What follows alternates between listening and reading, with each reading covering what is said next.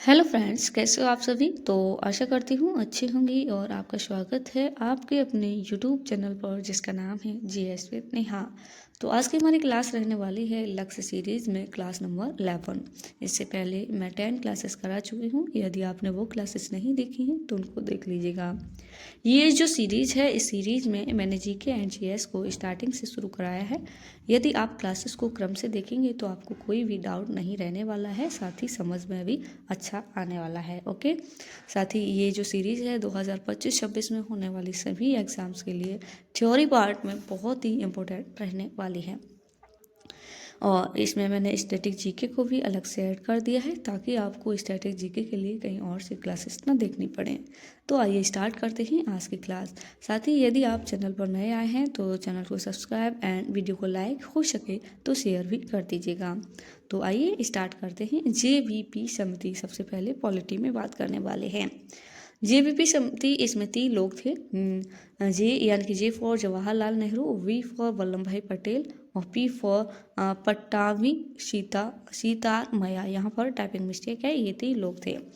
Report 1948 में आई जिसमें धर आयोग की सिफारिशों को मान्यता दी गई थी जेवीपी समिति में। नोट भाषा के आधार पर राज्यों की मांग की गई थी पोट्टी श्री रामलू के द्वारा। इसके द्वारा पोट्टी श्री रामलू के द्वारा, और इन्होंने भूख हड़ताल का अनशन किया और इनकी मृत्यु हो गई। मृत्यु कब हुई थी तो 15 दिसंबर 1952 में। ये डेट याद रखिएगा। भाषा के आधार पर प्रथम राज्य आंध्र प्रदेश बना 10 अक्टूबर 1953 में। उस समय जवाहरलाल नेहरू की सरकार थी जब भाषा के आधार पर प्रथम राज्य बना। कौन? तो आंध्र प्रदेश, ध्यान रखिएगा। नेक्स्ट है राज्य पुनर्गठन आयोग। इसका गठन 1953 में हुआ था। डॉक्टर फजल अली आयोग के नाम से भी इस आयोग को जाना जाता है। डॉक्टर फजल अली। और ओके, अध्यक्ष फजल अली थे। 2 अन्य सदस्य भी थे, के एम मणिकर और हृदयनाथ कुंजरू। इनका नाम ध्यान रखिएगा। रिपोर्ट 1955 में आई थी। अधिनियम 1956 में बनाया गया था। 14 राज्य और 6 यूटी बनाए गए थे जिनका राज्य पुनर्गठन किया गया था। मुंबई प्रेसिडेंसी से 1 मई 1960 में 2 राज्य बने। एक था महाराष्ट्र और दूसरा क्या था? गुजरात। इनका भी ध्यान रखिएगा। कब बने? तो 1 मई 1960 में। आंध्र प्रदेश का पुनर्गठन कब हुआ था? तो 1 नवंबर 1956 को। ये डेट याद रखिएगा। नेक्स्ट यहाँ है हिस्ट्री में जो ऋग्वेद है और उससे संबंधित और भी चीज़ें थी, वो इससे पहले वाली क्लास में हम करा चुके हैं। मैंने आपसे बोला है कि क्लासेस को क्रम से देखिएगा। सामवेद, यह संगीत का सबसे प्राचीन ग्रंथ है और इसमें गाना या गान संबंधी रचनाएं शामिल हैं।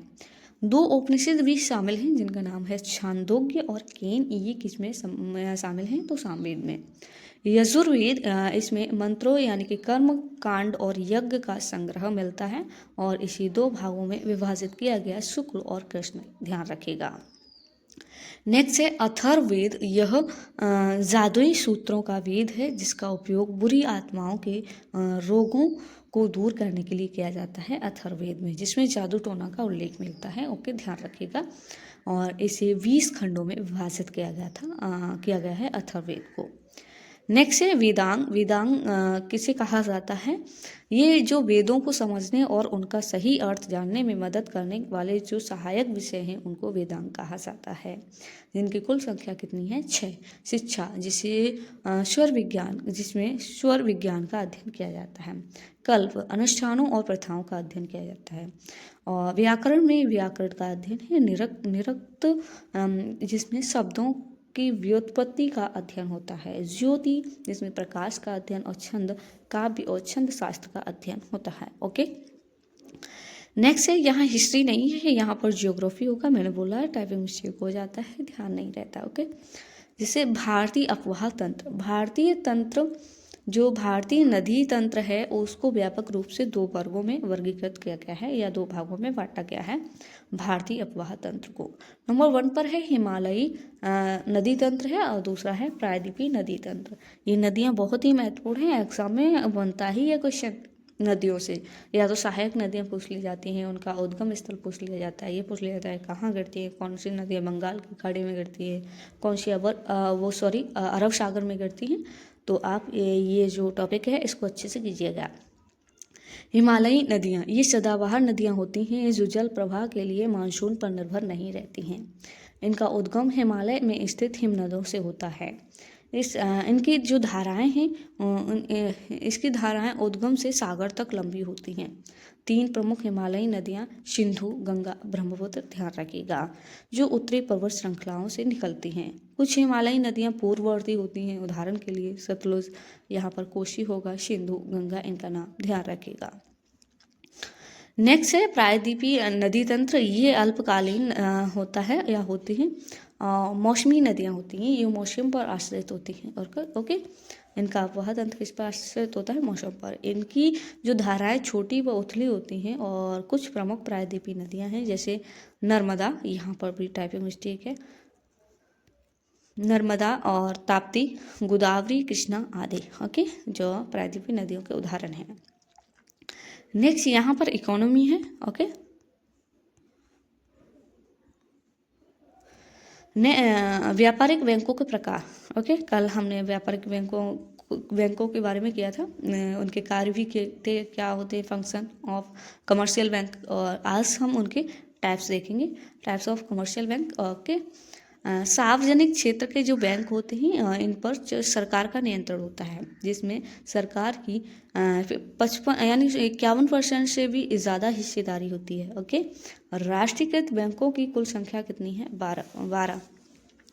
एग्जाम्पल के लिए कौन कौन सी बैंक है? जैसे RBI, PNB और BOI यानी कि reserve bank of India, Punjab national bank और बैंक ऑफ इंडिया। ओके, ये इनके उदाहरण हैं राष्ट्रीयकृत बैंकों के।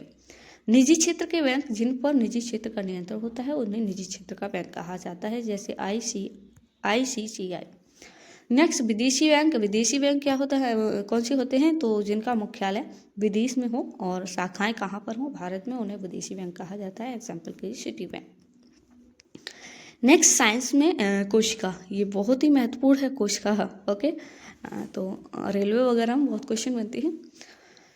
कोशिका के अध्ययन को साइटोलॉजी कहा जाता है। साइटो का अर्थ होता है कोशिका और लॉजी का अर्थ क्या होता है? अध्ययन। ये जितने भी जो अध्ययन हैं प्रमुख शाखाएं हैं, तो वो मैं जो इस सीरीज की सेकंड क्लास है उसमें कम से कम 40 से 45 तक मैंने शाखाएं कराई हैं और उनके अध्ययन, तो आप उन क्लासेस को भी देख लीजिएगा। कोशिका जीवन की मौलिक इकाई है और जीवन का एक संरचनात्मक और क्रियात्मक आधार है। कोशिका की खोज, मृत कोशिका की खोज रॉबर्ट हुक के द्वारा की गई थी कॉर्क में, यानी कि कॉर्क का एक पेड़ है उसकी छाल में मृत कोशिका की खोज की गई थी। उसमें उन्होंने देखा जब सूक्ष्मदर्शी से, तो उन्होंने इस मधुमक्खी जैसे छत्ते जैसे छेद प्राप्त हुए थे। ठीक है, इस कोशिका जो छाल में। ओके, कॉर्क की छाल में। यहाँ पर टाइपिंग मिस्टेक है, तो 1665 होगा। ओके, मृत कोशिका की खोज कब की गई थी? तो 1665 में। जो रॉबर्ट हुक ही, इनको कोशिका जीव विज्ञान यानी कि विज्ञान का जनक भी कहा जाता है रॉबर्ट हुक को, तो ध्यान रखिएगा।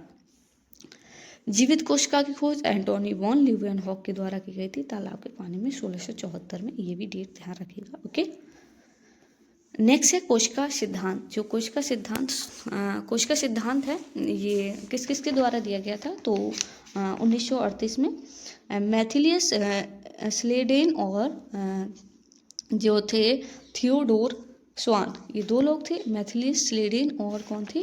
थियोडोर स्वान। इन दोनों लोगों के द्वारा कोशिका सिद्धांत दिया गया था, जिसमें कहा गया कि सभी जो जीवित जीव हैं वो कोशिकाओं से बने होते हैं और कोशिका जीवन की मूल इकाई है। ये इन दोनों लोगों ने कहा था, मैथिलियस स्लेडेन और थियोडोर स्वान ने। ओके, नेक्स्ट है 1855 में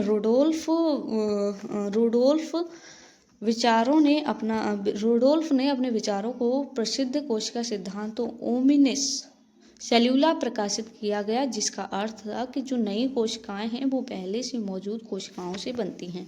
इन्होंने रोडोल्फ के विचारों में यही कहा गया था। ओके, तो ये था कोशिका सिद्धांत। ओके, ये एग्जाम में पूछा भी जाता है कई बार, तो आप इसको ध्यान रखिएगा। तो ये थी आज की हमारी क्लास। तो आपको बताना है कमेंट बॉक्स में क्लास कैसी लगी। साथ ही कोई डाउट है, यदि कोई मिस्टेक हुई है हमसे, तो आप कमेंट बॉक्स में हमको बता सकते हैं। ओके, तो मिलते हैं नेक्स्ट क्लास के साथ। तब तक के लिए आप अपना ख्याल रखिएगा और अपनी पढ़ाई और अच्छे से कीजिएगा। ओके।